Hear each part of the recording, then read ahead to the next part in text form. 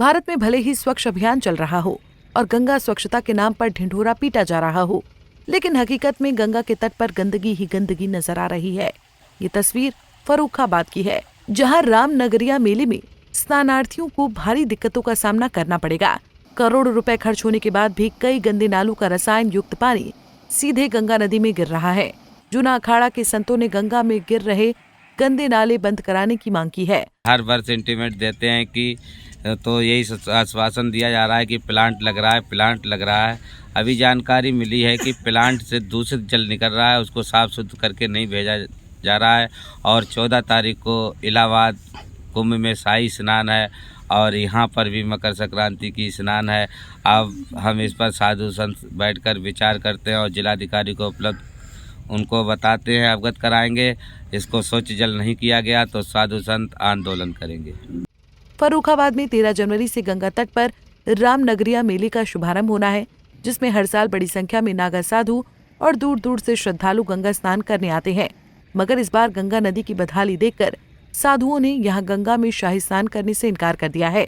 योगी सरकार की मंशा पूरी करने के चक्कर में अब जिला प्रशासन बुरी तरह फंस चुका है।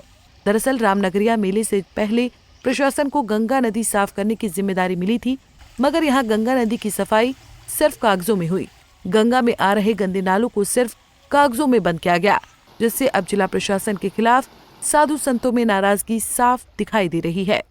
हमारा तो प्रथम प्रशासन से शासन से अनुरोध है कि माँ गंगा को स्वच्छ बनाने के लिए, अविरल बनाने के लिए जिस प्रकार से कार्य चल रहे हैं, वो कार्य शुचितापूर्ण धरातल पर हों।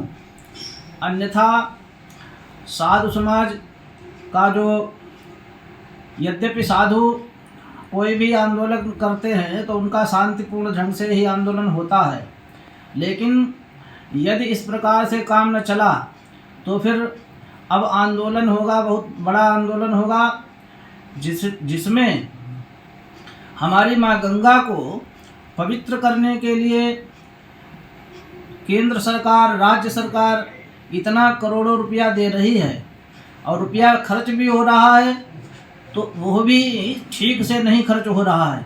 तो प्रशासन से हमारी मांग है कि इन विषयों का संज्ञान लें और इस पर त्वरित कार्यवाही हो, अन्यथा जो भी आगे की जिम्मेदारी होगी वो प्रशासन की होगी। दरअसल प्रशासन ने गंदे पानी को गंगा में जाने से रोकने के लिए अस्थायी बांध बनाने का दिखावा किया है। नाले में लगाए जाने वाले बांध केवल देखने भर के हैं।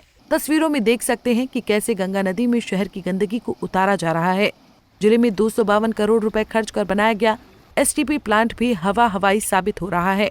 भैरव घाट और माधोपुर के दोनों नालों का पानी गंगा में गिर रहा है। यहाँ ये समस्या हर साल सामने आती है, जिसका समाधान ढूंढने में प्रशासन नाकाम है। यहाँ जिला प्रशासन पर इस समय एक तरफ कुआं, दूसरी तरफ खाई की कहावत सटीक बैठ रही है। यदि नालों में बांध न लगे तो मेले में साधु आक्रोशित होंगे। यदि बांध लगा दे तो पानी आसपास की सैकड़ों बीघा खेतों की फसलों को जलमग्न कर देगा।